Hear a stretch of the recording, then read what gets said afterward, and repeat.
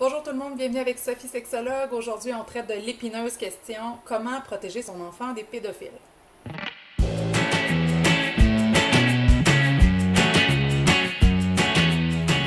J'entends souvent des parents qui sont inquiets, effrayés, apeurés, terrorisés que leur enfant un jour soit pris sous les griffes d'un pédophile.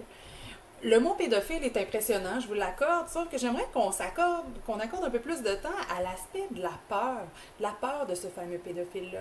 L'idée ici, c'est pas de juger la peur, de dire est-ce qu'elle est légitime ou pas, mais c'est lui donner le droit d'exister.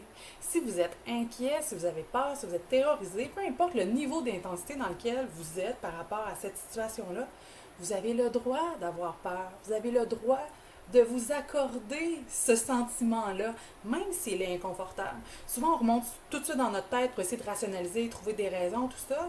Sauf que si vous évitez l'étape de vous dire « j'ai peur », je ressens de la peur, vous risquez d'aller trop vite et même de transmettre cette peur-là à votre enfant, puis ça va être complètement contre-productif pour l'amener à être moins une victime potentielle d'un agresseur sexuel d'enfant. Donc, la première étape, c'est de se donner le droit d'avoir peur. La deuxième étape, une fois qu'on a identifié qu'on avait peur, qu'on se donne le droit d'en avoir, c'est d'essayer de comprendre d'où elle vient cette peur-là. Qu'est-ce qui fait que je suis si apeurée ou que je suis inquiet par rapport à ce que mon enfant soit victime d'agression sexuelle? Bon, je suis pas en train de vous dire que vous n'êtes pas censé être inquiet et que c'est pas normal, mais c'est juste pour voir, vous, attacher les ficelles. Qu'est-ce qui m'inquiète? Est-ce que c'est que j'ai une peur bleue qu'il arrive quelque chose à mon enfant? J'ai le sentiment que je serai jamais capable d'assurer la sécurité de mon enfant, que même si je fais tout ce qui est en mon pouvoir, il va toujours y avoir un risque. Parce que vous avez raison, le risque zéro dans toutes les situations, il n'existe pas. Et puis ça se peut que ça vous fasse vivre énormément d'anxiété, que vous avez peur de passer pour un mauvais parent, qu'il arrive quelque chose à votre enfant, que votre enfant meure, que votre enfant soit enlevé. Si vous êtes dans ces pensées-là, si vous êtes dans cet état émotif-là, c'est quelque chose d'extrêmement envahissant. Donc c'est important d'essayer d'aller à la source. Qu'est-ce qui me fait peur?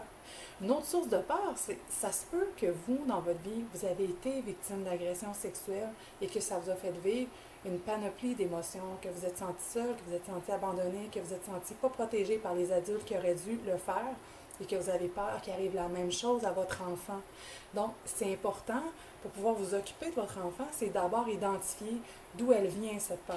La troisième étape, c'est de vous poser la question, qu'est-ce que j'ai envie de faire avec cette peur-là? Parce qu'elle s'en ira pas toute seule. C'est pas parce que vous remontez dans votre tête et que vous mettez à faire comme si la peur n'existait pas qu'elle va disparaître. Si vous vous occupez pas de votre peur, vous risquez de la transmettre à votre enfant. Donc, qu'est-ce que vous voulez faire? De quelle façon vous pouvez vous occuper de votre peur, lui donner le droit d'être présente, sans nécessairement que ça atteigne toutes vos actions. Donc, l'idée, c'est de trouver des actions qui vont être cohérentes avec vos valeurs. Vous avez peur que votre enfant soit victime d'agression sexuelle? D'accord. Qu'est-ce que vous pouvez faire? Vous pouvez lui offrir de l'éducation à la sexualité. Vous pouvez parler avec lui d'agression sexuelle. Vous pouvez lui donner des outils indirectement en lien avec l'agression sexuelle, même à partir d'enfants qui sont à la garderie, et vous pouvez vous occuper de vous si vous êtes arrivé à une histoire d'agression sexuelle pour éviter de transmettre la peur à votre enfant. Je vous remercie beaucoup d'avoir été à l'écoute. Dans la prochaine vidéo, c'est la suite. Qu'est-ce qu'on fait concrètement avec notre enfant maintenant qu'on a identifié toute cette peur-là? Restez à l'écoute. D'ici quelques jours, je vais mettre la deuxième partie de la vidéo où je vais vous donner des outils concrets sur quoi faire avec votre enfant. D'ici là, si vous avez aimé la vidéo, je vous invite à la partager. Vous pouvez vous inscrire aussi à la chaîne YouTube et n'hésitez pas à écrire des commentaires, des questions, soit en dessous de la vidéo ou directement par courriel sophie@sophiesexologue.com. Alors, je vous souhaite une bonne journée. Bye bye.